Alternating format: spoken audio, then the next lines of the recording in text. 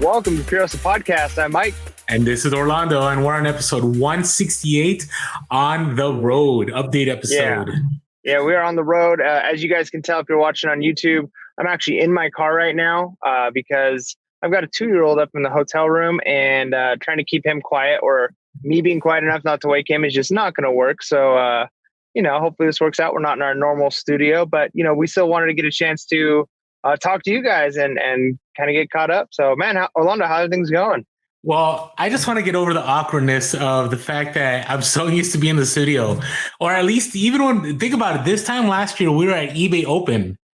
Yeah. Right. Yeah. Exactly this week. And we even had, we had to do that hotel room, episode, but still, even in the hotel room, it felt normal. This is kind of like I'm talking, like I'm trying to look into the camera, but I'm trying to look at you and trying to look at the notes. And so I appreciate all our listeners that are tuning in, because this is going to be an interesting one. So, but that's how it goes, right? I mean, we can't live in the underground bunker every day, so we got to get out there. The other thing too is, people who listen to other podcasts, I would say probably at least half the podcasts I listen to on a regular basis have pretty much gone completely to, Zoom. And so audio quality has gone way down. So we've been blessed enough to be able to kind of keep using our studio and be doing live. But, this is an on the road special edition Wednesday episode. Super excited. Like I said, I'm in my car right now, so you got to excuse the mess. We are traveling. Actually, today's our last day we'll be getting home tomorrow. So we're pretty excited about that. But car's a bit of a mess. I have some snacks in here. So if I end up eating some popcorn during the podcast, it is what it is. Well, it's funny because you're headed back to San Diego and I'm headed back where you were. Now, I can't disclose exactly where I'm going. Maybe by the evening that this episode drops, I might go live on Instagram. And I'll talk about this later, what I'm looking forward to. But there's a certain item that is only being carried in certain locations throughout the country right now that's not sold out. And so, it's actually worth me catching a flight to find this item. So we'll see what happens. Nice. So, all right, now, how's I saw the YouTube. I'm sure some of you have seen it. If you haven't caught the YouTube, go on YouTube and check out the latest road thrifting. It's the last video that's on there besides the podcast, outside of our Dave Ramsey Total Money Makeover book review. So, how's the trip been so far? Was it everything you expected? Were there highs? Were there lows? Like, did you source enough? Is a trailer like, are you done? Like, you can't put any more? Yeah, so actually I've got one more video I'm going to be doing, and it probably won't be until after this episode drops. I was actually planning on having it drop. We're recording on Monday. I was having it drop tonight, but it's one of those things like it kind of ties into your question. Traveling with a 2-year-old and kind of having a family vacation at the same time, it kind of changes everything, right? So the amount of time you actually have to do certain things and we get to a hotel and it's like unpack everything and then load stuff back in the car the next morning, and trying to find time to like actually record and do things has been a little tough. But, I'd say overall, man, the trip has been amazing. Like, one of the things we went into it knowing was that this is a vacation. Like, we were intended to go spend time with my family. We intended to, have a good time with, me and Heather and Judah. And we went to some places, went to Great Wolf Lodge. We went to some caverns, like some caves, like underground stuff. It was really fun. We did all kinds of really fun things during this trip. But one thing I'd say, like the number one thing that was, I don't want to say not expected, but like we didn't really account for. So we knew we were going to stop, most days, at least once or twice at some thrift stores, maybe multiple times. But when you're got a 2.5-year-old with you, the amount of time you can spend in a store is limited, right? So we go into a store and we're kind of looking at like the low hanging fruit. I feel like we're doing a quick sweep of the store. We're picking up the stuff we can pick up, and we don't have time to go through clothing racks, right? That's probably where a lot of the profit is actually looking at every tag. But when you got a kid running around and pulling things off of shelves and you're trying to wrestle him and then he wants to leave. But the nice thing is, the trailer is pretty much full. It's pretty amazing how much stuff we can get in there. So we've packed it full of stuff, and I actually still have room. I could get more in there. I could probably, fill up a whole trunk's worth of stuff if I were to shove it in crannies and nooks and things. So I've got a lot of room left, but I've definitely had some pretty awesome scores on this trip and some pretty amazing things. And you know what? Kind of a random story. This isn't like my random story, as it were, but one of the things, like we were not sure whether we were going to do this trip. We wanted to go see family. and we were excited about doing the thrifting along the way. And I definitely think we've gotten enough stuff to more than pay for the trip.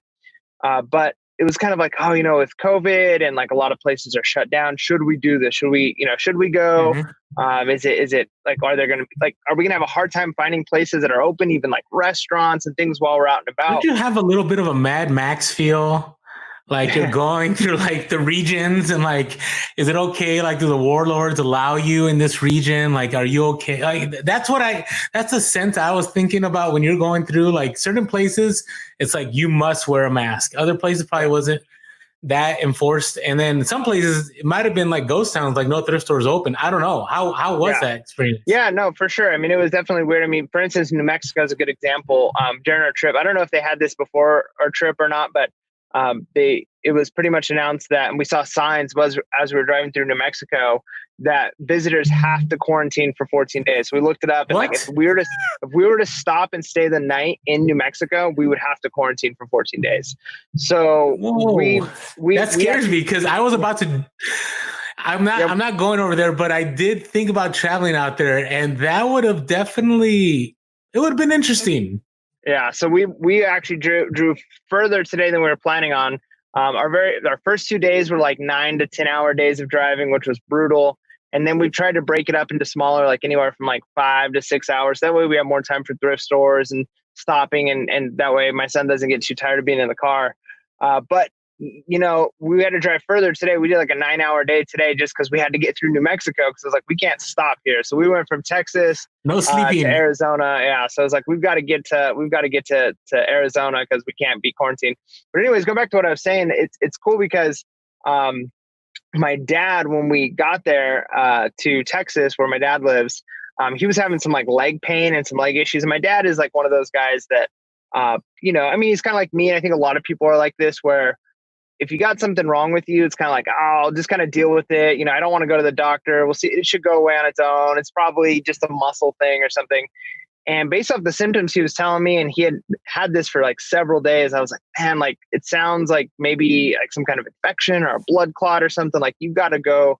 And we basically had to like force him. We were like, you've got to go. Like, you're going to the doctor's. Like, I'll drive you tomorrow if you don't go. And so he went, and they ordered an ultrasound. And so we left, and today he had his ultrasound, and straight from the ultrasound to the emergency room, because he had such a serious blood clot. They were like, you were on the brink of like a stroke or a heart attack. So it's just amazing to think that like, if we wouldn't have went on this trip, if we would have been like, you know what, I don't know if we'll be able to stop as much, or should we put this trip off? And we legitimately thought about it. Who knows what would have happened? We might not have been there to kind of push my dad a little bit to get into the emergency room. So kind of just a cool thing to see. Like, not only did I get to see, my mom in Colorado, and see my dad and see my grandparents and go to all these cool places and thrift stores, but, just the providence of all of this, like, I was able to kind of encourage my dad to go to the doctors, which he needed to do. So it's pretty awesome. And, if that alone makes the trip worth it. So. But if the trip will be still profitable, I'm pretty sure that everything you picked up will pay for the trip. Oh, yeah. Now, I've got some good stuff. Now, if you haven't caught the YouTube, and maybe you didn't, did you get a chance to list those weights that you picked up, like on your first stop? Yeah, so it's been a bummer. Like, I that was probably the worst thing I could have picked up, like, first stop. Because so explain to everyone, because they may have not watched the YouTube. So I stop at my old hometown, which is only like 2.5 hours north of where I live. And I was like, let's stop here. I haven't been to a thrift store here since I was a little kid. So we stopped, and the very first Goodwill we went to, I find 270 pounds of standard weights, right? Nice. And they were basically dirt cheap. Like, they had them in bundles, like a bundle of 50 pounds, like so 2 25-pound plates. And 2 of the plates are rubber coated, which are much nicer. They only wanted like $6.99 for the 50 pounds. And then they had like 10-pound dumbbells wrapped up in sets of 4, so 40 pounds at a time. And they wanted like $4.99 for those. So I ended up paying like $50, and we bought a couple of other things. So we paid $60 out of the store. But then I've had to drag around in my trailer 270 pounds, which I can imagine the amount of gas it's taken along the way. But our plan was, I'm like, man, maybe this will sell when we get to Colorado. We're going to be in Colorado for hopefully, or not hopefully, but we were going to be in Colorado for like 3 or 4 days, 5 days, I think, 4 days, 5 days, something like that. And I was like, maybe they'll sell while we're here. Like we could do offer up, Facebook Marketplace, let go. I listed them all local. Had a few people interested, but they wanted like just pieces of it, and they weren't like meeting me where I wanted to be. Tried it in Texas too, same thing. And so I'm kind of stuck carrying them all the way back home. But the thing is, so in Texas and in Colorado, the gyms were open. And so I don't think the market is hot there. Whereas now where we're at in San Diego, I'm pretty sure gyms are closed again. So they are closed. I think that the weight market should be good there. So I think I'll be able to make, in fact, I'm going to post them tonight. So on my way home, we're getting home tomorrow. That way, by the time, I'm sure some people will message me and I could set up a meetup. So as soon as I get home, I could offload this 270 pounds and hopefully make like $500-600 depending on what the market looks like. I haven't seen in San Diego recently, but I mean, that alone, like that first stop, I was like, man, this right here, if nothing else, paid for the gas for the whole trip or paid for meals or paid for, so just one stop at a thrift store and it covered so much of the trip. And, it's one of those things where it's a bummer that I had to unload and load that weight multiple times. But while I was at my mom's house, I was able to still do some working out because I brought some dumbbells and some like bands. Nice. And I didn't bring enough weight because I don't have enough standard weights because I use Olympic weights. But I wasn't going to bring my whole weight set. So I just brought enough to do a little bit of working out. But I was able to use that weight that I bought at the Goodwill and kind of add extra weight and get better workout. So I got to use them and then I'll sell them. So it was a good deal. Worked out. Okay, since we're on the podcast and since weights, we have our bolo time, but I thought I'd ask, because I don't know, what is the difference between a standard weight and Olympic weight and which is worth more? So standard weights are 1-inch holes, so they're smaller. Okay. Olympic weights are 2-inch holes, so they go on bigger bars.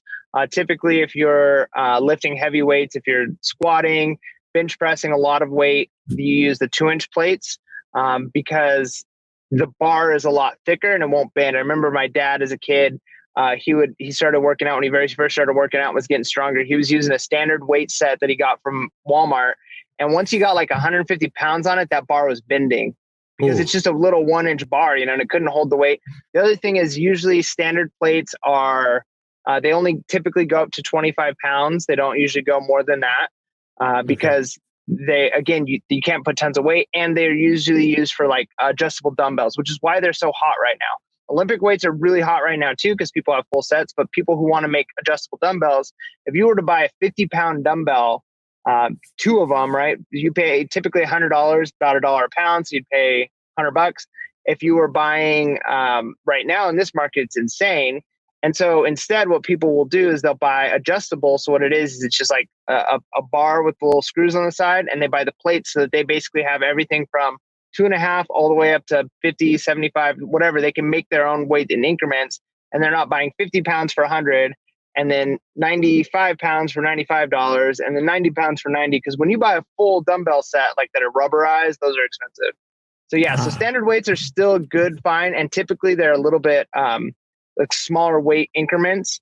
But right now, I'd say the market for both is probably just as good because people are looking for any kind of weight they can get. Yeah, and I would say in San Diego the other day, actually, I was trying to source online weights, just thinking, maybe it's, some random person in the garage was like, oh, I want to get rid of these. No, it's like the prices are eBay prices. And it's interesting that you say that because all the time when we share on Instagram, I get people that DM me or will put comments like, you should try Facebook Marketplace. And we've talked about how Facebook Marketplace has been great. Yeah. But I will say for hot items, it's really tough. Like if it's something that everyone knows about, like weights or, one time it was puzzles and now it's pools and all that. Like that market for us in San Diego is obnoxious. Like there's just, it's impossible to source. At least that's by my view. Now, if you're trying to find stuff that's in your niche that is not hot, I think it's a lot easier to source. Yeah. And you've had that's what you've talked about on the podcast. But yeah, I tried doing some of that because once California, we started locking down earlier this week again. And I'm like, oh no, here we go. Prices are going to fluctuate again. And I'm hearing, so I was going to share about this. Anyways, you got more you want to share about your trip so far? No, go for it. Yeah. I mean, you share, I've got a couple random. Your stuff is more exciting. I've just been hanging out at home. I can't wait to get on a plane tomorrow, which by the time this podcast drops, I'm already going to be in my undisclosed location. Nice. Hopefully having sourced a lot, but the area, anyways, I'll share about this later. So you left, and then right after you left, I think the governor put a lockdown. Oh. And he put a lockdown on all the gyms shut down. So automatically you saw the prices and stuff rising again. And then at the same time, there are certain businesses that started closing too. So I have people like in Sacramento, which is up north, telling me that they're shutting down everything. So I'm like, oh no, are we going to shut down the thrifts over here? And we shared this in the previous podcast, but the thrift stores here, I don't know what's going on, but it's still bad. It's still, so it's a good thing. You know, we shared this during our episode of Reselling in a Crisis, the idea of finding other ways to source outside of thrift stores. Now, lucky for you, how were the thrift stores when you were traveling through? Would you say there was an ample amount? Like if you had the time, you'd come out with a lot of good stuff? I mean, I think it just depended. What I've noticed is probably the same in a lot of ways. Prices were better. They had different sales. There were different types of items I was finding. But it seems like for the most part, at least the states I was in, that what we're experiencing in San Diego, as far as maybe not as many donations happening, or the stores, they just don't seem to be stocked very well. It seems to be like not as great of stuff. So the things that are coming into the stores are, you know, stuff they already had in the back room, things that maybe have been on the shelf for a while. Whereas like we've talked in the past, like when there's a grand reopening of a thrift store, it's just like bolos galore. There's just great stuff everywhere. And I think we were kind of hoping for that when thrift stores opened back up, that maybe a bunch of people had donated stuff. Yeah, because everybody else is talking about that. Yeah. I mean, so on we haven't experienced Instagram, that. Yeah, I don't know what's going on. So I've really been doing a lot of local deals, and luckily some of the local deals have been profitable. Like in the far as I'll go in, and I shared this before, like you look up their username. So if it's Facebook Marketplace or OfferUp or Let Go, you see an item you like, and then you click their name and it shows you everything they're trying to sell. So what I'll do, I don't know, have I shared this before about my tactics, my strategy with this? I'm not sure. Okay, so what I'll do is I'll look, and if I see a few items I like, I'll put an offer like on 2 of them, but I won't put an offer on the other items I see that they have. So I'll see if they're willing to work. And then I already know what they have. So I'll already take out a good amount of money. And then when I show up, I'm like, you know, I saw some other things you had on there. Are those things still available? You know, because you don't want to seem like you're eager for it. Right. Like, this is the opposite of what we show when we go to garage sales. It's more of like, I don't really know. And so I did this a few times, and I shared this. Man, see, now everything's blurring together. That's what quarantine mode does. Did I share about when I shared where I went to 2 local deals and they had different items than what I was expecting at both deals. Did I share that already? I think so. I must have, right? So this last go around, when I showed up to places, it was more of like, hey, what else do you have? And it worked out. So I'll give you an example. One place I went to, they had Harley gear, but they had a random TI-89 calculator, brand new in package. Nice. And they had some other Harley gear. So I put in a bid on a pair of gloves. I put in a bid on another Harley jacket. And then I didn't say anything about the calculator.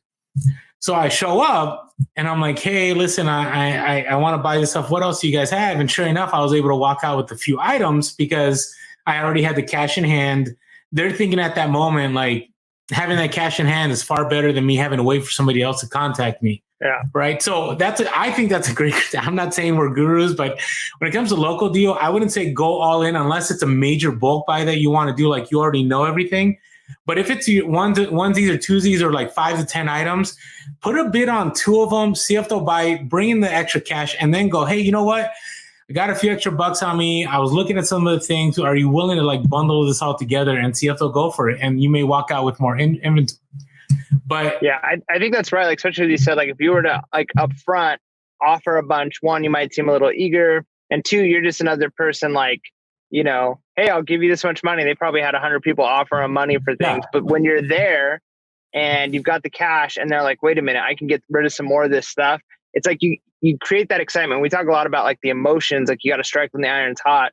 And if you give somebody time if you give someone time to think about it and like process, like talk to their wife or their husband, like, hey, should I come back with this? But like in the spot, if it's like, hey, I'll buy this right now, they get that excitement of, hey, I could sell this, and you're more likely to like hit that deal.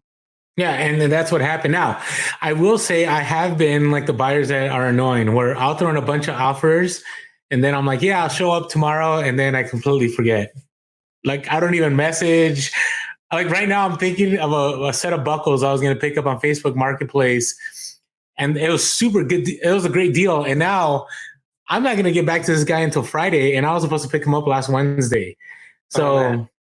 So, anyways, but again, I share all this because sometimes I think we get upset, and maybe I'm the only one that's not perfect, but I'm sure there's plenty. Sometimes people have valid reasons for not showing up. You know, it's not always that they're flakes. Something comes up, or you get distracted. They just forget, like Orlando. Yeah, I don't like. I'm thinking of those buckles. I'm like, it's super nice. Like it'd be worth me. I don't know, but that's the thing. When you have enough inventory, you don't, unless it's something you really, really need, you're not going to go drive out and get it. So, yeah. And the other thing, a couple of weeks ago, I don't know if you remember, I had 28 huge FBA boxes that I sent out, and I'll share about this more when we talk about Amazon dropping the hammer again. But of those 28 boxes, I have sold, I sent out 280 units. That was, it'll be 2 weeks ago tomorrow that I sent them out. No, 2 weeks ago. Yeah, tomorrow that I sent them out. And I sold all of them except for 26. Oh, wow. So things are flying. Like, so FBA, now the frustrating thing about FBA was it's still doing the same thing of like you'll send stuff in and you think you're getting a deal. So I had packed up all these items. They're all going to California. It only cost me about $340 to ship. But I mean, that was 28, like 16-pound box. It was a lot of stuff. I mean, huge boxes. And I'm like, yes. And then as soon as it hits, they're like FC transfer. And I look, and on the Amazon listing, it says back ordered until like July, like 20th, even today. And I'm like, no, like, this is still happening. But I will say, those of you that are wondering, now, I know I said, I don't know if I'm going to go back to FBA, but I will tell you, so this same item I had sold when I was in Wisconsin, I sold like 125 units in a day and a half. And it was a hustle. Packing up every single box was a hustle. Packing up these 280 units was a hustle, but it took me 5 or 6 hours, and then I'm done. I'm not waiting for a sale to come through. I'm not waiting to pack a box. I'm not waiting to print a label. I just do it all at once and it's gone. So it's been kind of nice to the only thing I have to do is just adjust prices. Some sell, starts going race to the bottom. I better get to not the lower bottom, but the upper bottom and sell through. And right now it's still a race. That's the one thing I don't miss about FBA is that people will race. And, if you can use the Chrome extension, I don't know if you don't know about this, but there's a Chrome extension called How Many, and you can figure out how many units an individual has. And so you can figure out, do I need to undercut this person? Because if I wait the long game, I could be waiting 3 months till they sell out. Yeah. So it's been kind of nice. And so part of the reason I'm doing this trip is I'm going to do some merchant fulfilled and FBA, and whatever I can sell by like the second or third day, I'm going to send it into FBA. Nice. And I'm hoping to do some thrifting because there's only been 1 or 2 stores I've really been able to go to here. And I'm just looking for something different. I don't know. I kind of I feel like I'm working because I keep going to the same stores. And it's like, I like the adventure. And so it's part of the reason I'm getting out of town, but I'll share a little bit of that later. All right. Let's talk about some random stories on your end. Man, so, I mean, I've had a lot of crazy, weird things happen. Like, for instance, just today, and again, part of this trip was vacation, so we did some fun stuff. But we're coming home today, and we see all these billboards along the whole way that are like, the thing, what's the thing, the mystery of the desert, and however 120 miles, right? So we stop at this like gas station that has a museum thing attached to it, and it was like this weird alien dinosaur. Yeah, like, I've been there. Yeah, and so it was like just so weird to like go to that, but so what more related to the idea of like driving a trailer, because I've noticed a lot of our listeners kind of ask, okay, like, what is that like? Like, I've always wanted to do that. And one of the big things we learned from this, and it's kind of a random story, is the quality of tires matter. And let me explain why. So this is not going to work good. I had on my, like, I think it was a hustle of the week right before I went on the trip. that I got those tires off of eBay, right? And it was a good deal, and I got them for super cheap. They looked great, but the problem is, and they were rated just fine. But I think there's not just like a load rating on trailer tires, but there's also speed rating, and these didn't have any kind of speed rating on them, so I didn't know. And so you're in California, you can only go 55 miles an hour on trailers. Just that's just the law. But then when you get out of California, there's no trailer law. So you can go 80 miles. The speed limit's 80. So we're really? like going. Yeah, there's times we're going 80 miles. The trailer? Yeah, 75, 80 miles. No big deal. I mean, the trailer pulls just fine. It's small. It doesn't, no problems. I've got all the weight loaded in it properly. So we finally get to Texas, which is kind of like the halfway point of our trip. Went to Colorado first and went to Texas. So we're like halfway done with our trip. And as I'm like unloading, I noticed that one of the tires, like the tread is ripping off on parts of it, man. Right? And I'm like, oh, this is terrible. Like, what are we going to do? We're only in Texas like 2 nights, like, or 3 nights. Like, we got to find somewhere that has a tire. And I look at the other tire. The other tire looks fine, right? So I'm like, all right, I have a spare. I can get us to somewhere that has tires. So long story, but eventually we're able to find a Tractor Supply in town that has the right tire. We buy it. I get it on. And we hooked the trailer up to leave, and we started to pull it forward. And I looked at the other tire and I'm like, it's fine. And I kind of jokingly said, unless the part that's messed up is where it's sitting on the floor, like, the part that's making contact with the ground. Yeah. I was like, what's the chances of that? So as my wife pulls the car forward, sure enough, there's a whole bald spot where the tread was ripping off. So we had to, luckily they only had one more in stock, and it was like a roller coaster of like trying to find the tire, because they didn't have it, and then they had it, but it was like the wrong lugs. It wasn't a 5 lug, it was a 4 lug. So we had to take it back. And I was like, what are we going to do? Like, we can't drive with this. So anyways, we bought nicer tires at Tractor Supply that are rated for high speed. So you can go much higher speed, 75 miles an hour on them, no problem. And they're doing just fine. But it's kind of a bummer because, we often say, like, my wife was the one that taught me that you oftentimes get what you pay for. And we're kind of like, we prefer to be like in the middle of the road. Like, a lot of times, the low end stuff is usually just junk. Like, you pay $5 for a gadget, and it ends up breaking 10 times over the course of the year, and you have to get new ones. Or you can spend $30 and get one that'll last you a lifetime, right? Like, a lot of times that's the way those kinds of things work. So you're better off spending a little bit more the first time and not have to buy them over and over and over. But then there's the very high end that's oftentimes a waste of money too, right? It's like you can get a cheapy purse or a cheapy backpack that's going to break on you, or you can get a middle of the road one for $100, $150, or you can buy a Louis Vuitton one, right? Like, so there's like the extreme expensive that's not worth it. But we kind of went cheap with the tires on the trailer because it was one of those things where it's like, I just assumed based off the load rating that all tires are the same. It's not. And so it's one of those things where I'd say, if anybody's going to do something like this and you're doing your own trailer, if you're a listener and you already drive trailers and you do that kind of stuff, you're probably like, yeah, duh, obviously. But if you're like me and you're like, hey, I'm going to go buy a small trailer and I want to start doing this on a regular basis, I would say be willing to spend twice as much to get a nicer tire that's going to last you. Because, man, that was a nightmare and it wasn't fun dealing with that. But it's one of those things where this whole trip has been a learning experience, right?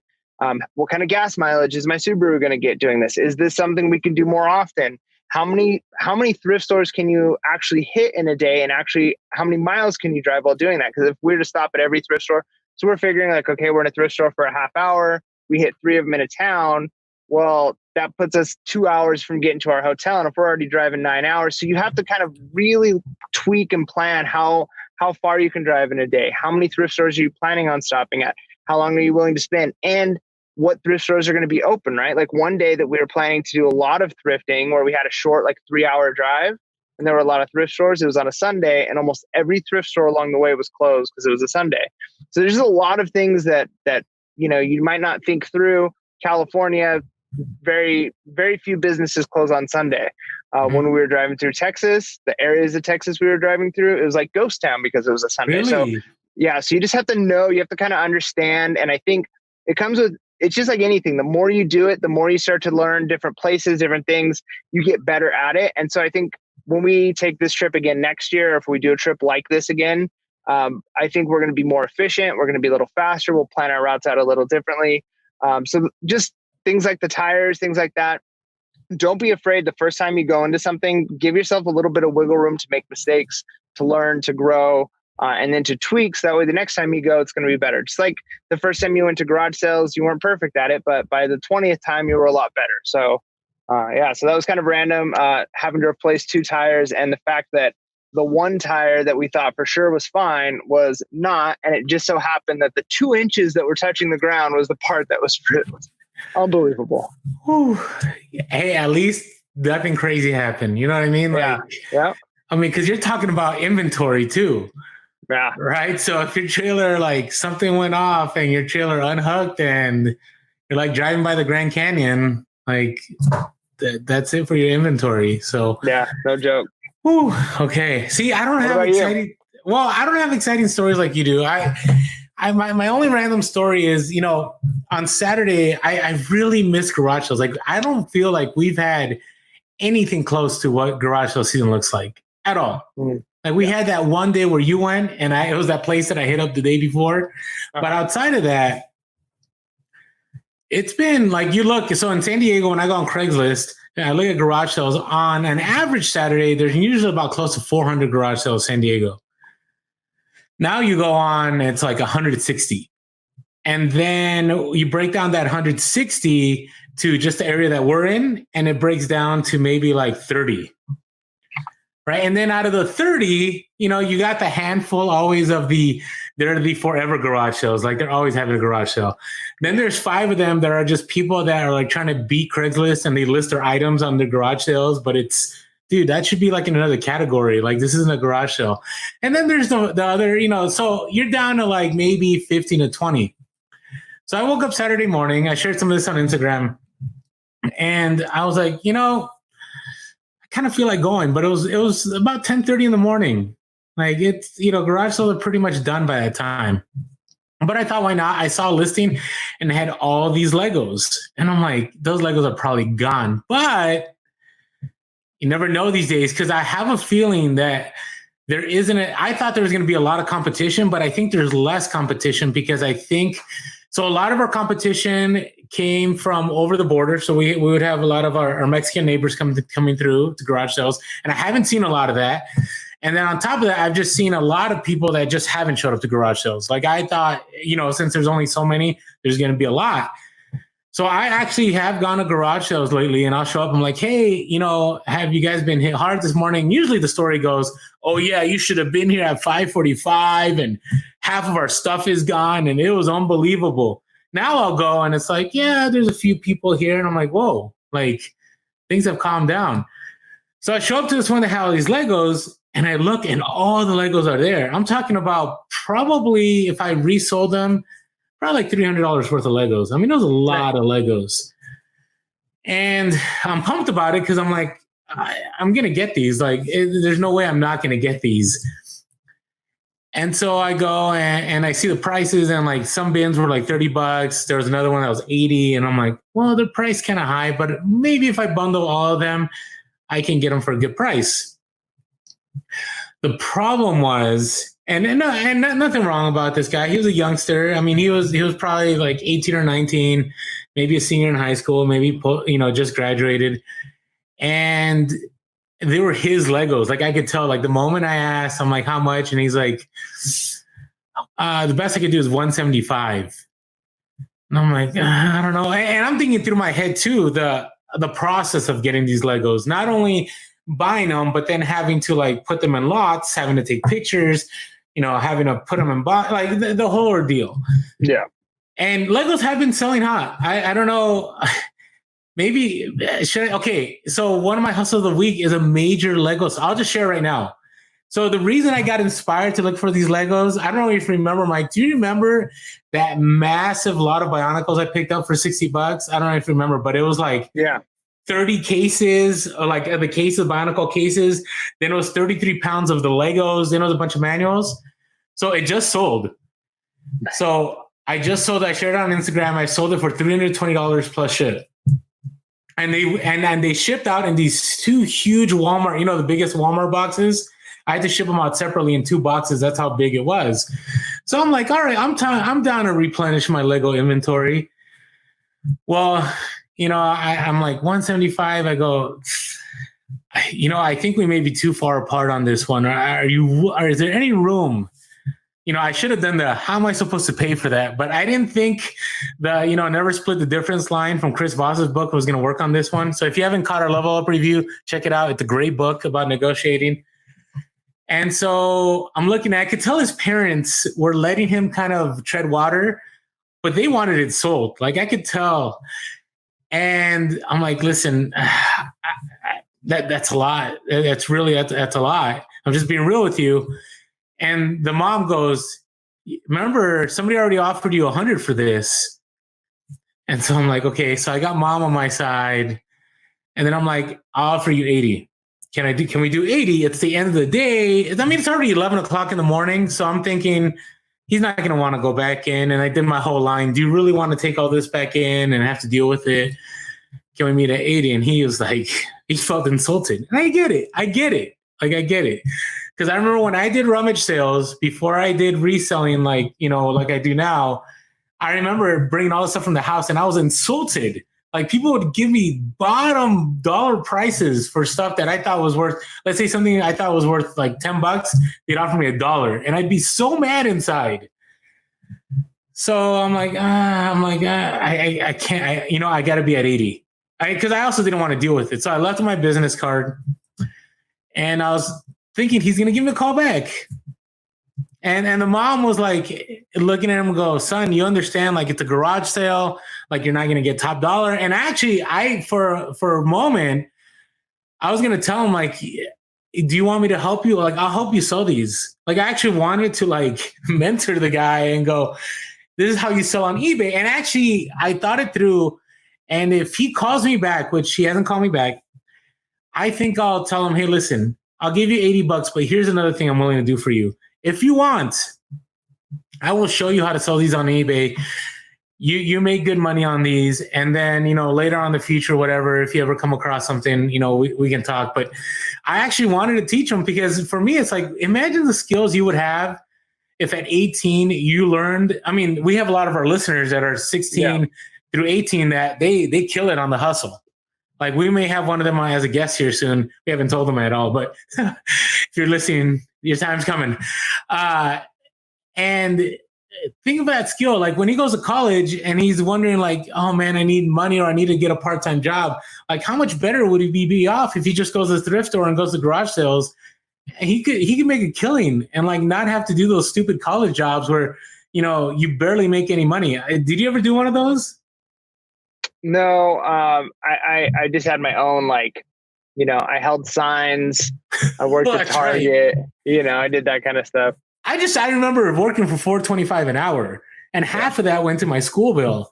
I'm like, $4.25 an hour? Like, there's no way. So brutal. We'll see what happens. So if he ever gives me a call back, I'll let you guys know on the podcast. I doubt he's going to call me back. He probably just grabbed my business card, ripped it up and threw it away. But you never know, right? I mean, I've had guys call me a year and a half later. Now, this guy's calling me a year and a half later while he's in college about his Legos. I don't know what happened. Like, he had plenty of time to figure things out. So, yeah, but we'll see. So there's my story. Again, you got to understand different platforms. I think the reason I want to share this is because if he had sold this on eBay, he could have gotten a lot more money for it. If he sold it on Mercari, probably would have been able to sell it before, not as much. Like I find that people are willing probably not at all. What's that? Is that Poshmark? Probably not at all. Yeah, probably not. I think you can sell toys on Poshmark now, but yeah, probably not. Poshmark has been kind of rough on selling toys and goods. Now there are some people that are doing that, and Craigslist. That probably would have been that Craigslist to me is like a step above a garage sale. That's just my thoughts. I don't know. Maybe I'm off. So anyways, that's my story. What do you guys think in the comments? Should I have right there just not even have offered money and should have mentored him? Should Orlando have not been about the profits, but about the profitability that kid could have earned over his lifetime? Let us know in the comments. I'm interested. Yeah, and then everybody will say that and you'll feel bad forever because you didn't. No, I mean, you can't help everybody. And that's why we do the podcast. I mean, we do try and help people. So kind of another really quick random story before we move on. Okay. So while we were in Texas, I think it's only like the second time I've met my uncle. He So it's my dad's sister's husband. So I'm not a blood uncle, but you know, I had to think that one through. Yeah. So he's my uncle, but and he's been in the family. I mean, he's always been in my family. I've heard about him and stuff, but I think I only met him once when I was a little kid.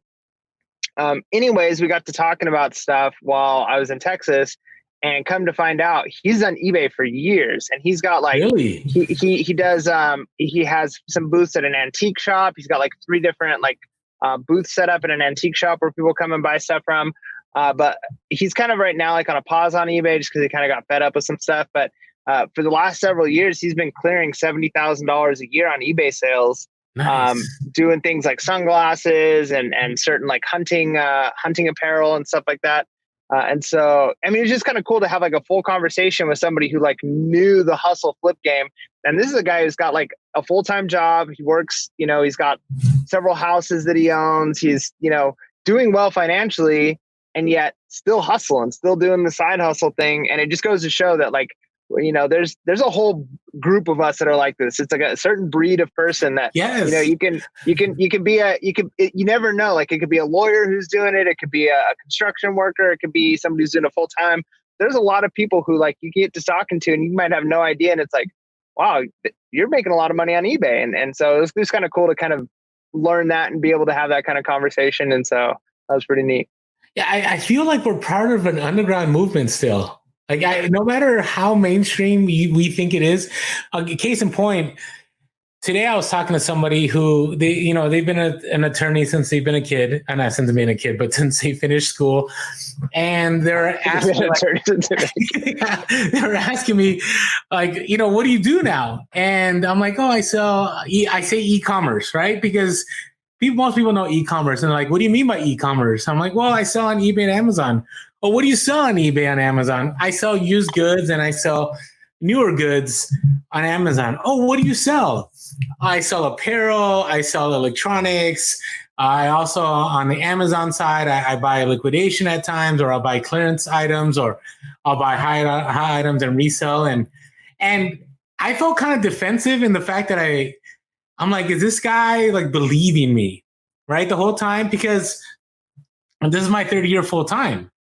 And so I am pretty sure there are people that still go like, no, like there's no way you make a living doing this, right? It sounds crazy to people. If I were to tell people like that today, I sold, a pair of sandals for $50 and a pullover for $70 and a dress for $90 that were all used, people would be like, what? Like, think about it before you knew what reselling was. Yeah. Like you would think that's crazy. So anyways, your story, I wonder how many people there are out there that if we like we were traveling or we ran into other family would be like, oh yeah, I've been doing eBay for, 10 years. And we're like, what? Like I had no idea, because I really think it's as much as we think that the reselling world in our little Instagram, YouTube, podcast community, how big it is, it's really not big at all. It's right. Not.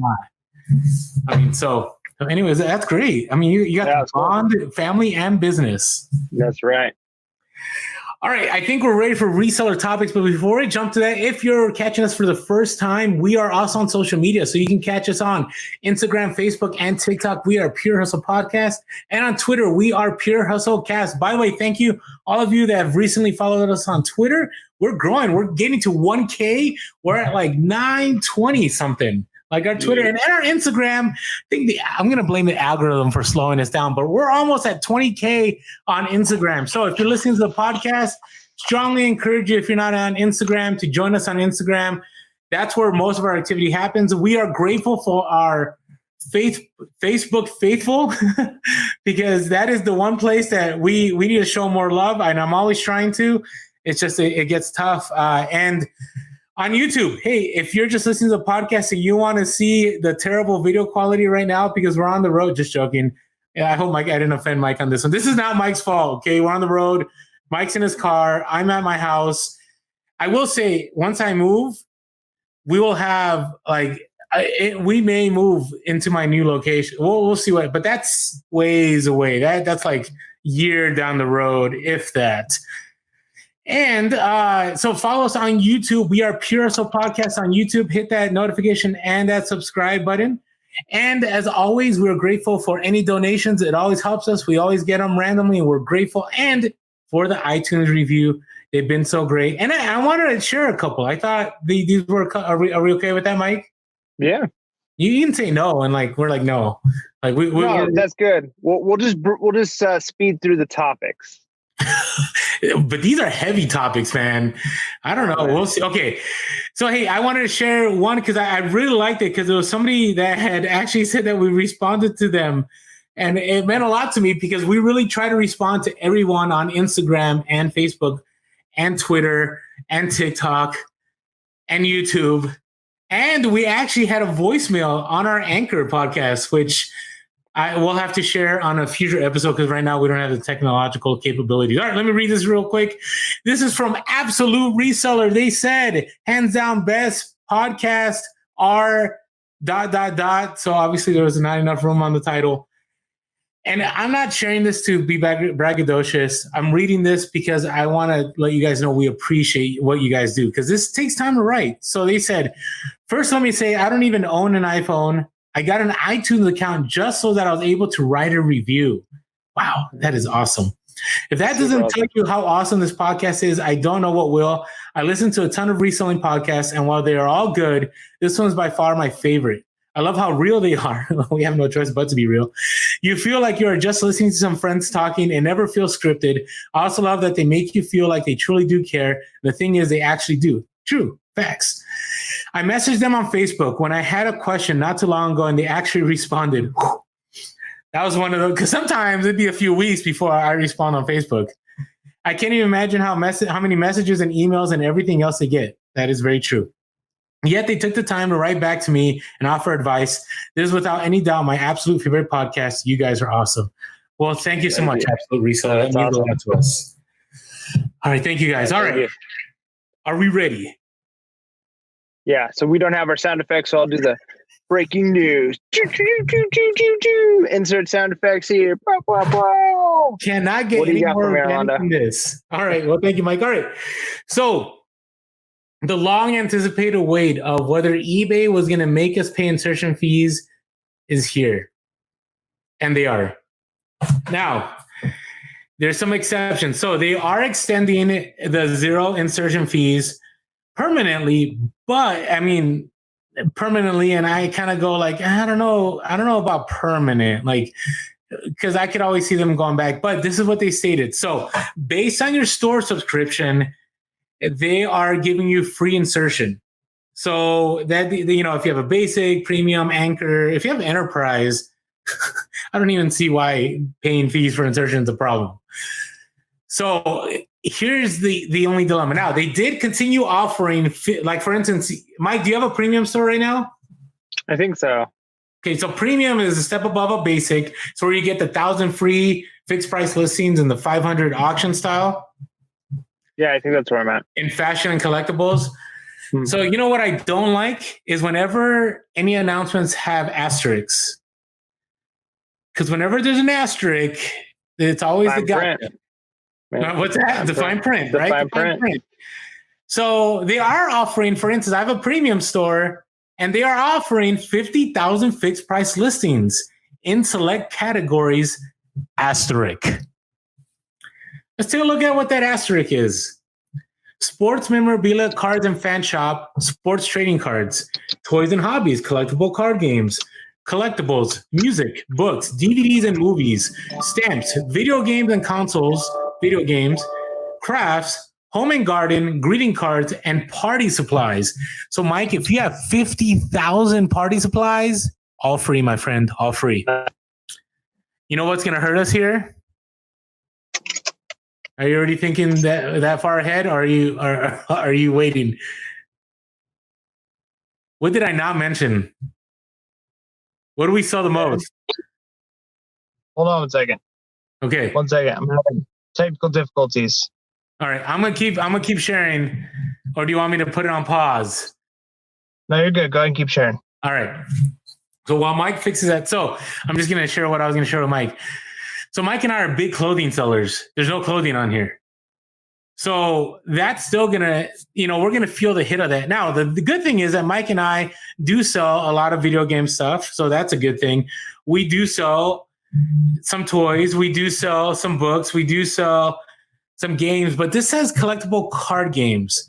So, even though we thought we'd be celebrating, and I actually thought eBay would finally pull the trigger and eliminate all insertion fees, they didn't do it. Because the argument Mike and I have always had is that there should always be maybe one or the other. Either you do insertion fees or you do eBay stores. But to hit us with both, right, you're taking away money on both ends from us, right? Because you're already getting the final value fee. So it is what it is. I mean, I always said, even before we knew the May extension was going to happen till July, that, hey, if you have over, the amount of listings and you're paying more in fees, that's okay, because you have a lot more inventory and you're still bringing in the extra income. So am I bothered a little bit by this? Sure I am, because obviously they hit up the areas right now that are hot, right? Video games and sports trading cards, like those are fire right now. So I could see eBay saying, hey, we want as many of these listed. And I could see them also saying, we don't want to give free to clothing because that's the easiest one. And, we may get flooded with a bunch of stuff that isn't going to be as profitable to us. So I get eBay's angle on this, but at the same time, I think eBay, to continue holding on to the marketplace, needs to end insertion fees. Now, if you disagree, let us know in the comments below. We know the other arguments. There are some people that say, hey, getting rid of insertion fees is just going to flood the market with a bunch of junk, or it's going to cause us a lot of competition, or it's going to allow a lot of overseas sellers to flood the market. And so it's good that we have insertion fees because it becomes a gatekeeper. So I get that argument. At the same time, I wonder how well eBay did over this pandemic, because they allowed no insertion fees. And the fact that now they're putting insertion fees, are they just thinking, hey, we're probably going to make more money on the insertion fees than the profit we're going to make? Because one of the reasons that eBay was profitable last year wasn't because of all the merchandise that was selling. It was because the promoted listings and all the fees that we're charging. But this year, and the earnings report hasn't been released yet, but I'm expecting that the numbers are higher because of everything that they sold in these last 3 months, not because of fees. So we'll have to wait and see. Mike, are you back with us? Yeah, I'm back. Sounds like everything you said was great. Okay. I felt like I was on a talk radio show at the moment. It was kind of weird. Sorry about that. So backstory is I turned my car off for a little bit because I've just been running it so I can have a little bit of air, because it's Arizona, so it's 103 degrees right now and it's 8:44 in the evening. But anyways, so it's super hot. So I had my car running. So I turned it off for a few minutes just because I didn't want to run in the whole time. Turned it back on. It tried to connect the audio, tried to connect to my car, and then it wouldn't connect back to my Bluetooth. So I think we're good now. So hopefully I didn't mess nothing up. The most organic reselling podcast out there. This is the special road edition, man. This isn't the polish. Hey, if all of the fancy TV shows can be doing stuff in their home with not even a lav mic, they're just using their phone, we're good. We're good. How's my Yeti mic? Is it working? Is it clear? It's at least to me, you sound a little high and a little echoey in your room. But that's all right. Sorry, I should have put foam in the back. I should have just insulated the whole place. You need some more furniture in there to pull off some of those highs. That is true, but I was doing some listening today, so there's really not much here. All right. Next, I don't know if you heard this, but the post office is actually now announcing that there will be late mail delivery. It's going to be a thing. And we actually had Wayne from K-Way Shop. He works for the post office, and I don't know. Oh, wait, am I supposed to share this on the podcast? I don't know. Anyways, Wayne had been talking about with us that he's just been having a lot of packages and the post office has been moving through. So Wayne hasn't given us any insider info. So anyways, Wayne, we appreciate you and the fact that you work for the post office and you resell. This is your shout out, K-Way Shop on Instagram. All right. Now, we have had a lot of people over time say, man, I'm dropping off packages and nothing's getting scanned. I actually last week, Mike, at our local post office, I dropped off 25 packages, 0 scans. Zero, not one single one. And I'm like, no, like what's happening? And so now the post office is saying, because of everything happening, that there's going to be delays. And so they said late trips will no longer be authorized. If postal distribution centers are running late, they'll keep the mail for the next day. And so this is from a postal service leader said in a document obtained by the Associated Press. So this is from Fox News. There's a bunch of other news sites that said this, but the title is USPS warns of late mail delivery and significant revenue loss amid the coronavirus pandemic. So I don't want to get into the revenue loss. We've talked about that, how the post office for like the last decade has been losing $5 billion a year. A lot of that has been because of the upfront payments that are going to pensions and everything. And so no matter what the post office does, post office will always run at a deficit. But I had actually locally, I had heard that they're only going to be doing like post office stuff from like 9 to 5. And so if you don't get it there, by a certain time and they can't get to it by 5 o'clock, like it's just going to wait till the next day. So I'm like, wow, like that's pretty disruptive. I mean, especially if you're an individual that does like 3-day handling, that's going to extend it out even more, right? I think if you're doing I do same day handling, I think I'm going to be okay because my view is most people that buy from me, like they don't expect to get it so fast because eBay always gives you like an extra day or two on delivery time. So if you send it same day, you're still good. But if you're doing like 1 business day or 2 or 3, I think that's when it's going to get a little bit interesting. So now you haven't shipped anything on the road, have you, Mike?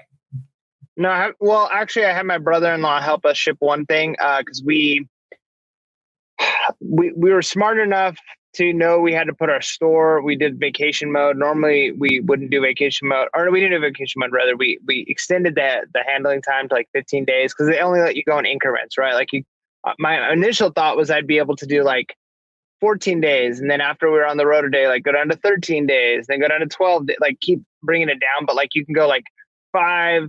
Like I think it's like 3, 5, 10, 15. Like you can't go in like 1 day increments. There's like increments that you can go up. And so we had to stay at 15 business days for a while. And but we had some offers out that you can't change the handling time on an offer that's out. Yes. And so we unfortunately forgot, like we were initially planning like 3 days before or 4 days before to just stop sending or receiving offers. But we had sent several offers, and we couldn't change. So as those offers were expiring, we were changing those handling times. We had one item sell that was an offer. The offer had been open for like 2 days before they finally accepted it. So we had to walk my brother-in-law through how to ship a hat. So it wasn't the end of the world. But we've had a ton of sales, which has been really nice. And so we're going to come back to having to ship out like 20 some packages, but we just had like a generic like email that we'd send them and say like, hey, thank you for purchasing from us. We're currently on vacation and that's reflected in our handling time. We'll be able to ship on this date. If that works for you, great. We'll send it out then. If not, let us know. We'll cancel your order. And we've only had a couple of people want to cancel. Most people have been like, oh, that's fine. So it's been nice that we've still been making sales, even though we've had this crazy extended handling time. Well, and the nice thing about it too, though, is that eBay is actually just removing anything late from your metrics. Yeah. Like I have had some stuff that I know showed up like a day late, and it shows up on my report, and then a week later I check it again and it's gone. Like you don't even have to call in anymore. So it's been nice. So eBay has done its job. I would say on the Amazon side. Do you remember? I think a couple podcasts ago, somebody had said they didn't get it, and even though tracking showed on Amazon that they received it, they said they didn't get it. Amazon still sided with them. Wow. I appealed it. It's been 2 weeks. Amazon, crickets. Absolutely nothing from Amazon. That's crazy. So I'm out $90 right now. Not good. That's no good. All right. Speaking of Amazon, let's get to Amazon. So this is I know you and I go back and forth, but I'm still going to sell on Amazon, but I feel that Amazon must not be that bad. It really isn't. Well, it's not. The profits aren't that bad, so that's why. It's kind of the girlfriend that you can't you just can't break up with, because despite all the terrible qualities, the good qualities are just good. Mm-hmm. And so that's kind of like Amazon. Like I can't quit Amazon. And so Amazon recently, there's this thing called the Inventory Performance Index. And when they first started this, it was basically based on three things: how fast you restock, do you have stranded inventory, what's your sell-through rate? And based on that, they gave you like this number. So initially it was 350. If you have it above 350, you could have unlimited space in the FBA warehouse. Then they upped it to 400 like a few months ago. That was fine. But they gave you like 6 months, startup notice to like, hey, get your act together, start selling things, remove things from the warehouse, be wise about what you're sending in. And then last week they said, starting August, 16, I think, we are moving the IPI up to 500. So they moved it up to 100 points. Now, this wouldn't have been a problem for me if I was doing FBA consistently since February. But remember, I took that 3-month break. And so there's a lot of inventory that just sat there I didn't care about. There's a lot of stuff that went out of stock that I didn't worry about. And so my IPI score is at 429 now. So I'm 71 points away. On top of that, they also said, they didn't say, and what they didn't say was more important, they didn't say you would get unlimited storage. So here's my thoughts on all this. My thoughts on this are that Amazon wants smaller sellers to function like eBay. They want them to do merchant fulfilled. They want them to store the inventory and ship the inventory.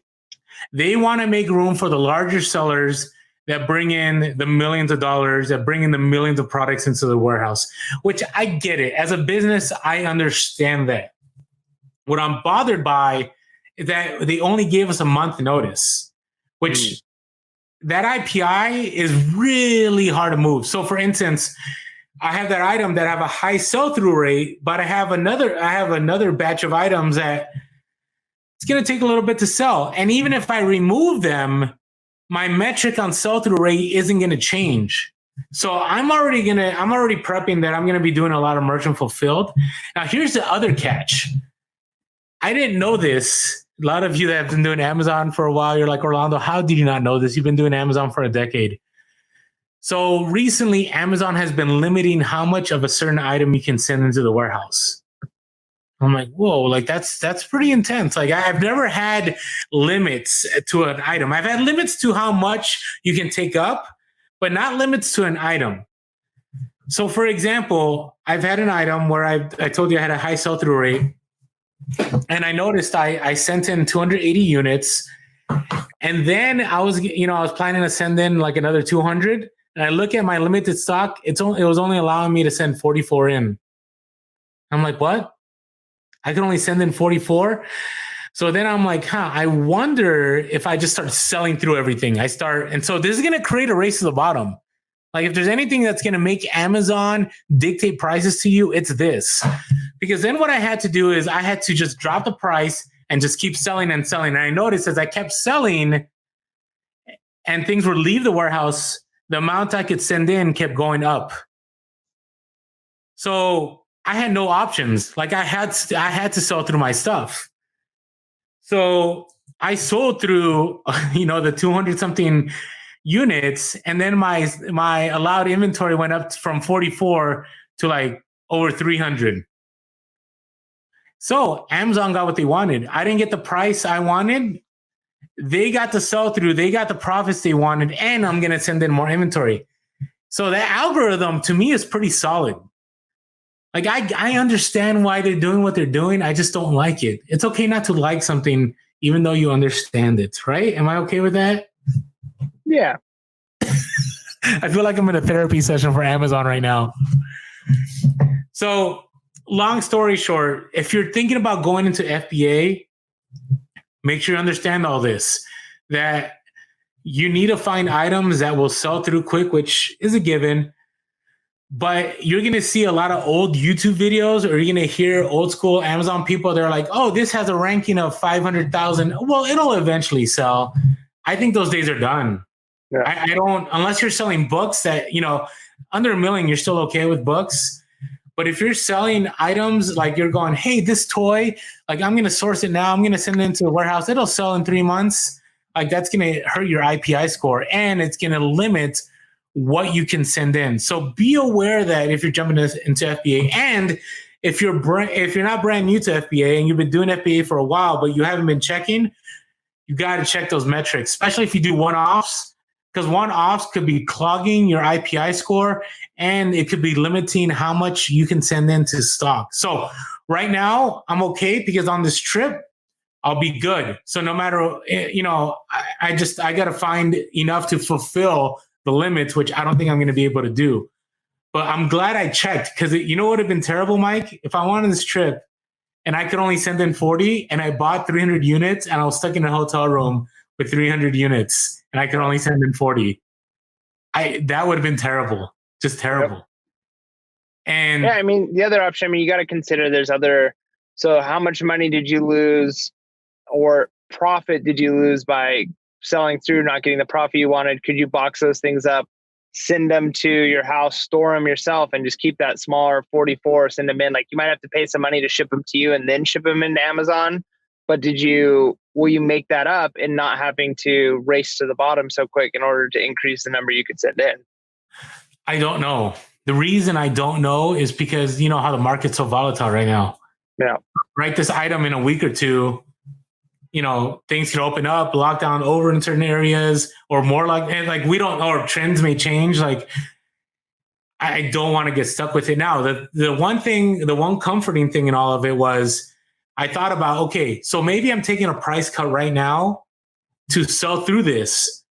But overall, it's going to be like the fast nickel model. Like, the more I can sell, the more cash flow, the more I can buy, the more I can sell, the greater the profits I'll have overall.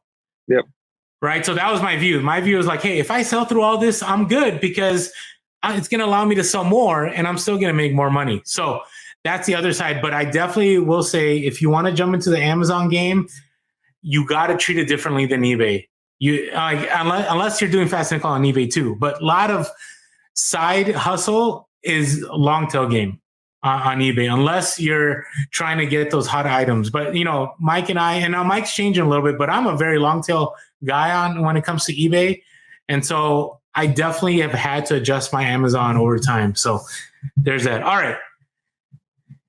The other item I wanted to talk about was so eBay managed payments. You signed up. You already registered, right? And did I talk about how they were offering money to people to sign up? Yeah, I think so. So now they're not offering it to people, but now the other catch is you'll get more free insertion listings if you have managed payments.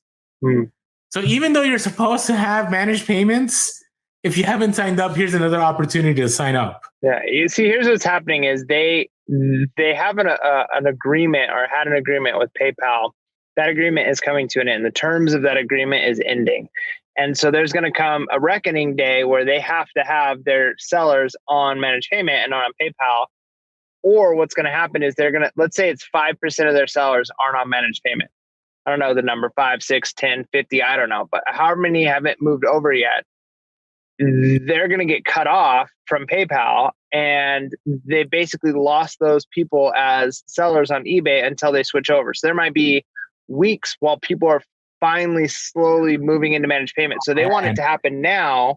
So that way they're not losing 5, 10, 20% of their revenue over the next month while people are realizing, hey, I can't use PayPal on eBay anymore. And just like you said, Amazon giving you a 30-day, time limit, you're like, hey, that's not fair. Like, we need more time than that. Well, eBay's trying to give a lot of time. Please sign up. Please sign up. They need that number. So that way it's like, hey, we have 6% of our sellers aren't on managed payment yet. We need to get that down until it's close to zero as possible. So when PayPal goes away, we're not losing that revenue until they switch over. Yeah. So it makes sense for them to have the incentives now, even if it's like, it seems kind of weird that they're like basically begging, because they could just say, we're just going to cut it off. But if they just cut it off, which it's going to happen because it's a contract they have with another company, when it cuts off, they're going to lose that revenue until those people switch over. So they don't want to lose that revenue and have to pull 5% of the listings on eBay and say, these aren't active listings until there's a way to pay for them. No, agreed. And here's the thing. So this news story just dropped. This was on Market Watch. It dropped this morning. It says eBay says it will move pretty quickly on payments transition as PayPal agreement expires. But here's what's interesting to me. So it said, heading into the weekend, eBay had 42,000 sellers using the new payments platform, and it had thus far processed more than 4.7 billion in volume through this managed payments initiative. Okay, again, 42,000. That's not a lot. According to Alyssa Cutright, eBay's vice president of global payments, who said the company would move fast to bring more merchants on board, the company had 250,000 more sellers who were enrolled to come onto the platform upon expiration of the PayPal agreement, which previously limited the extent to which eBay could run its own payments. So I'm just wondering what the holdup is. You know, like I'm ready. Like, get me on managed payments.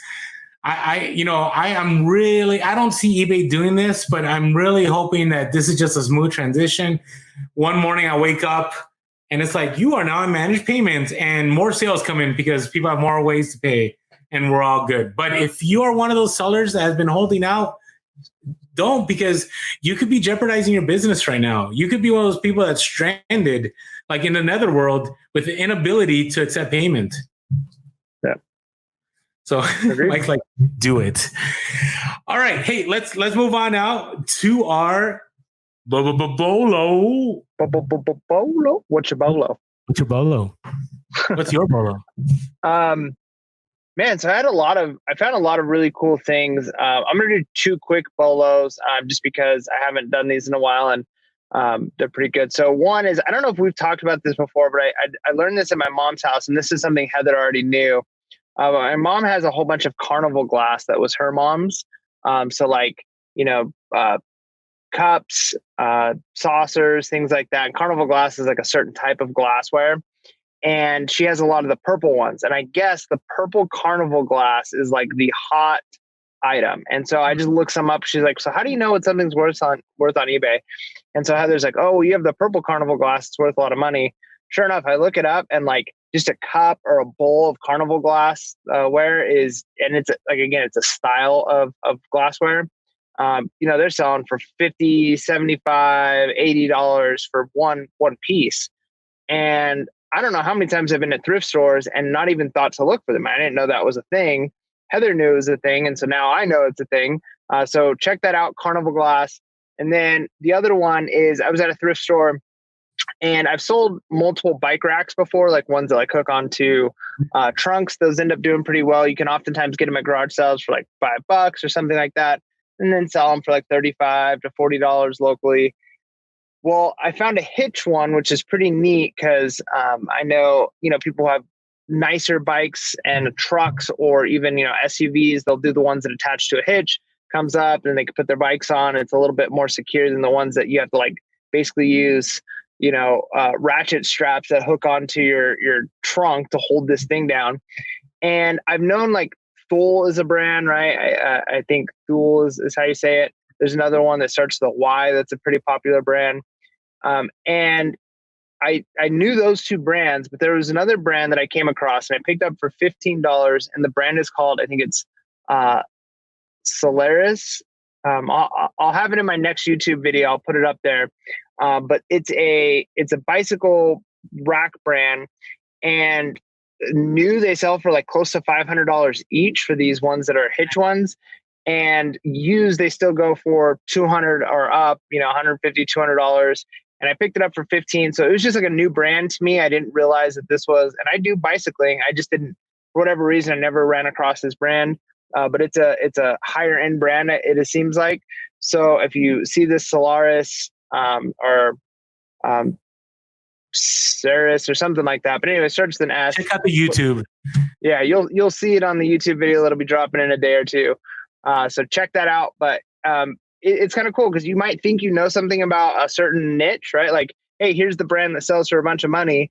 And then you end up running across something. And it's like, oh, here's another one that sells for more. And where that's cool is you might not run into those as often at, thrift stores, but that gives you one more thing you could be looking for locally, right? It gives you one more thing that's like, hey, if I see this at a garage sale, I'll immediately know this brand is worth money.